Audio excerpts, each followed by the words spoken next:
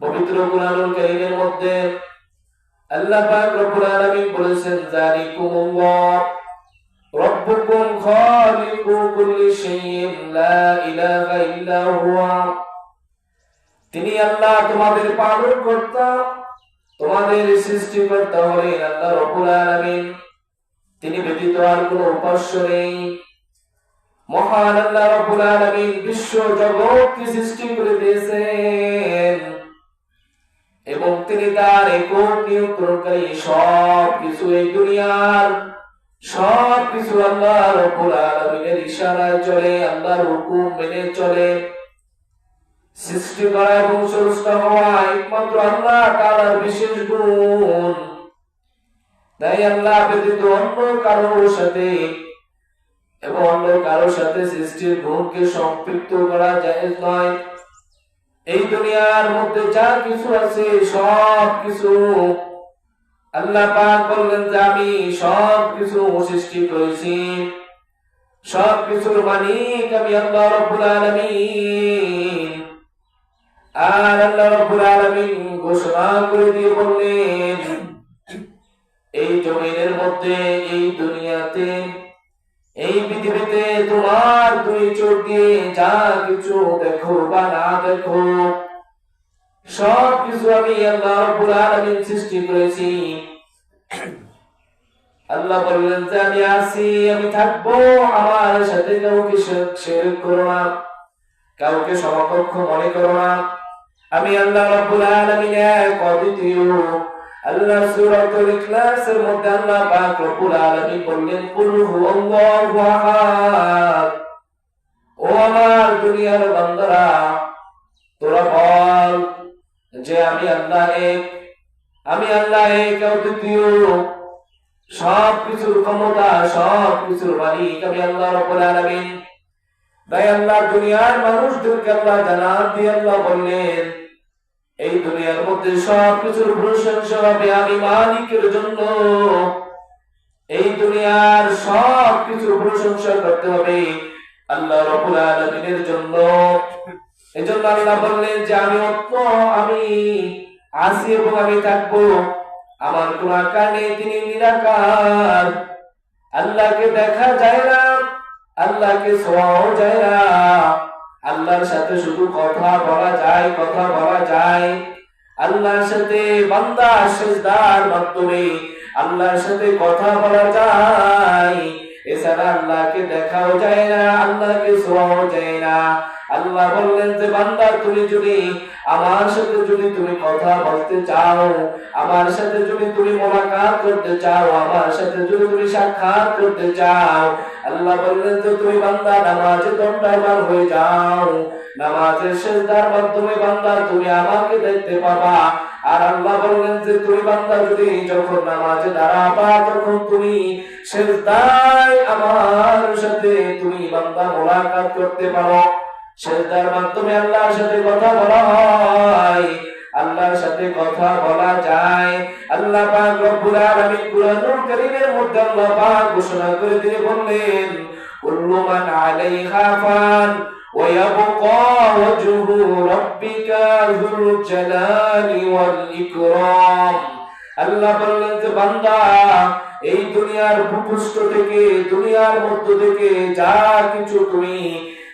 কিছু তুমি দেখো সব কিছু তোমার পালন কর্তার, সব কিছু সৃষ্টিকারী ক্ষমতার মালিক তোমার আল্লাহ, যিনি তোমাকে পালন কর্তা, যিনি তোমাকে সৃষ্টি করেছেন, আর যিনি তোমাকে এই দুনিয়ার মধ্যে রিজিক দান করে বাঁচায় রেখেছেন। ওই কে রেখেছেন জানো কি? আল্লাহ রাব্বুল আলামিন রেখেছেন। আল্লাহ বললেন যে এই দুনিয়াতে মানুষ যেটা জানে না, যেটা দেখে না, একমাত্র আমি আল্লাহ রাব্বুল আলামিন জানি এবং দেখি। মানুষ এই দুনিয়ার বুকের মধ্যে, দুনিয়ার জমিনে যত কাজ করে না কেন, আমি আল্লাহ পাক রব্বুল আলামিন সব দেখি। অদৃশ্যের জ্ঞানটা আমি রাখি। এই দুনিয়ার মধ্যে মানুষ গোপনে যদি জেনা করে, গোপনে যদি গুনাহ করে, সব কিছু আল্লাহ রাব্বুল আলামিন দেখেন। মানুষ যদি দুনিয়াতে ইবাদত করে, যদি ভালো কাজ করে, সব কিছু দেখেন আল্লাহ। বোঝেন আল্লাহ। আল্লাহ সবকিছু দেখেন, আল্লাহ সবকিছু বুঝেন।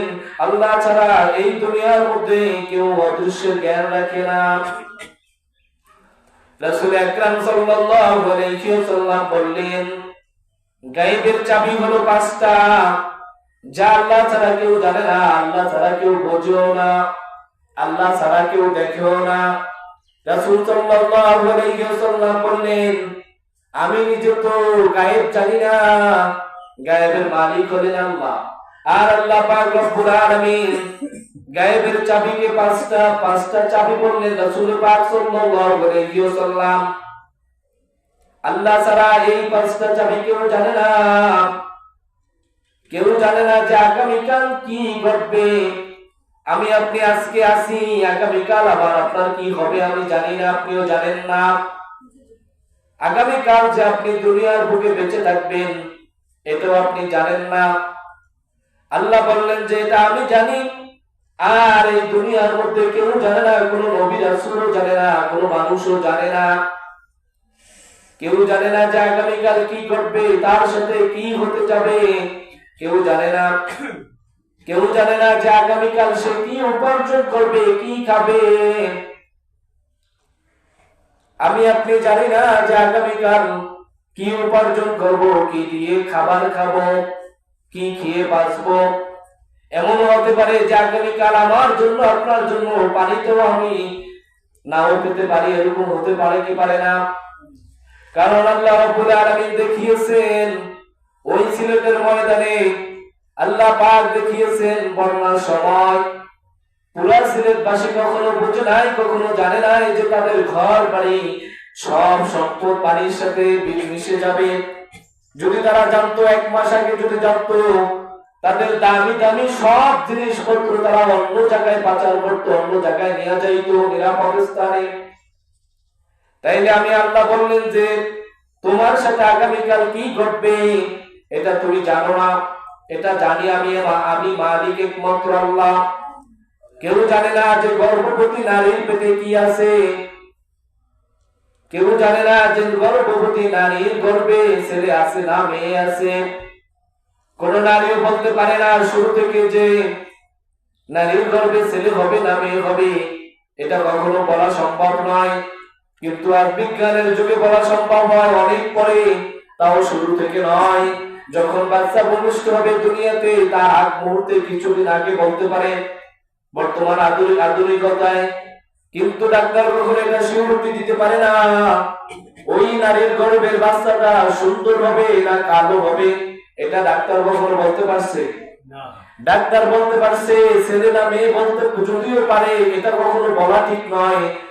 কিন্তু তারপর আধুনিকতার সবাই এটা যদি বলতে পারে, কিন্তু ডাক্তার আজ পর্যন্ত সিউরিটি দিতে পারে নাই বাচ্চাটা কি ছেলে হবে, বাচ্চাটা কি সুন্দর হবে, বাচ্চাটা কি কালো হবে, এটা বলতে পারে নাই।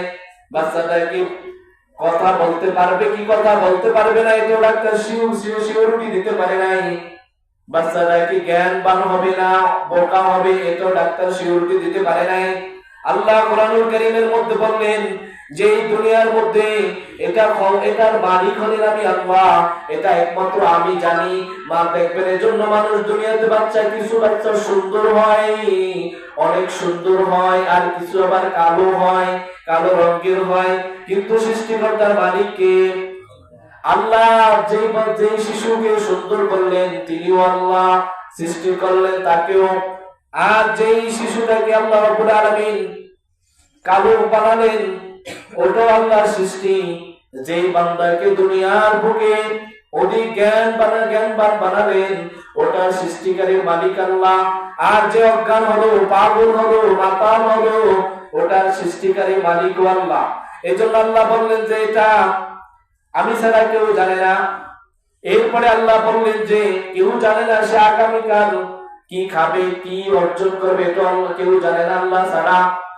এরপরে আল্লাহ বললেন যে বান্দা তুমি যে কখন মৃত্যুবরণ করবা, তুমি কতদিন দুনিয়াতে বেঁচে থাকবা, এটা আমি ছাড়া তুমি জানো না, দুনিয়ার কোনো মানুষও জানে না। আমার আপনার কোথায় মৃত্যু হবে এটা আমিও জানি না, আপনিও জানেন না। এজন্য দেখবেন কত মানুষ পানিতে পড়ে মারা যায় কিনা। ওই বান্দা যদি জানতো যে আমি আগামীকালকে পানিতে পড়ে লঞ্চ ডুবিতে, ট্রলার ডুবিতে, নৌকা ডুবিতে আমি মারা যাব, তাইলে বান্দা কি কখনো কি পানির কাছে যাইতো? কখনোই যাইতো না। কত মানুষ আগুনে পুড়ে মারা যায়, ওই মানুষগুলা জানতো না যে তিনি আগুনে পুড়ে মারা যাবেন, তাহলে আগুনের দ্বারে কাছেও যেত না। তাইলে বান্দা আমরা কেন বুঝি না? আমাদের আল্লাহ পাক রব্বুল আলামিন আমাকে আপনাকে তো আকল দিয়েছে, জ্ঞান দিয়েছেন। এরপরে আল্লাহ বললেন যে কোন মানুষ জানে না যে কখন বৃষ্টি হবে, কখন মেঘ হবে, কখন রৌদ্র হবে। এই জন্য দেখবেন যে হঠাৎ করে রৌদ্রের মাঝখানে বৃষ্টি চলে আসে, আবার এমন হয়ে যায় দিনের পর দিন বৃষ্টি আসে না, জমির মাটিটা ফেটে যায়। আবার এমন একটা সময় আসে জমির মাটির উপরে পা দিলে পাটা মাটির ভিতরে ডেবে যায়। আবার এমন একটা সময় আসে মাটিটা শক্ত হয়ে যায়। আল্লাহ বললেন যে এটা কখন হবে একমাত্র আমি জানি, এই দুনিয়ার কোনো মানুষ জানে না। এরপরে আল্লাহ বললেন যে ইন্নাল্লাহা ইনদাহু ইলমুস সাআতি, নিশ্চয়ই আল্লাহ পাক রব্বুল আলামিন কিয়ামতের জ্ঞান রাখেন। তিনি বৃষ্টি বর্ষণ করেন, গর্ভশয় যা থাকেন তিনি দেন, তিনি জানেন, তিনি বুঝেন। এরপরে কেউ জানে না যে আগামীকাল সে কি উপার্জন করবে। আল্লাহ থেকে ফয়সালা হয়ে যায়। আল্লাহর বান্দাদেরকে আল্লাহ রাব্বুল আলামিন চিন্তা করেন যে আমি বান্দাকে আগামীকালকে কি খাওয়াবো, এটা আমার থেকে নির্ধারিত হবে। এরপরে দেখবেন যে আজকে যদি আপনি ভালো খাবার খান, কাল কেমন আছে আপনি খাবার খাবেন। এটা আল্লাহ থেকে নির্দিষ্ট, এটা আল্লাহ বলবেন যে আমার থেকে ফয়সালা। এরপরে আল্লাহ পাক রব্বুল আলামিন বললেন এই পৃথিবীতে যা কিছু আছে সমস্ত সব কিছু মালিক আল্লাহ। তাইলে আল্লাহ পাক রব্বুল আলামিন যদি দুনিয়ার সমস্ত কিছু যদি মালিক হয়, তাইলে আমাদের আপনার উচিত হবে যে আল্লাহর কদমে সিজদা বেশি বেশি সিজদা দেওয়া, বেশি বেশি সিজদায় অবনীত হওয়া। আল্লাহ পাক রব্বুল আলামিন যাতে আমাকে আপনাকে যাতে আল্লাহর ইবাদতের জন্য আল্লাহ কবুল করে, দ্বীন এবং ইসলামের জন্য কবুল করে, আল্লাহর সৃষ্টির স্রষ্টা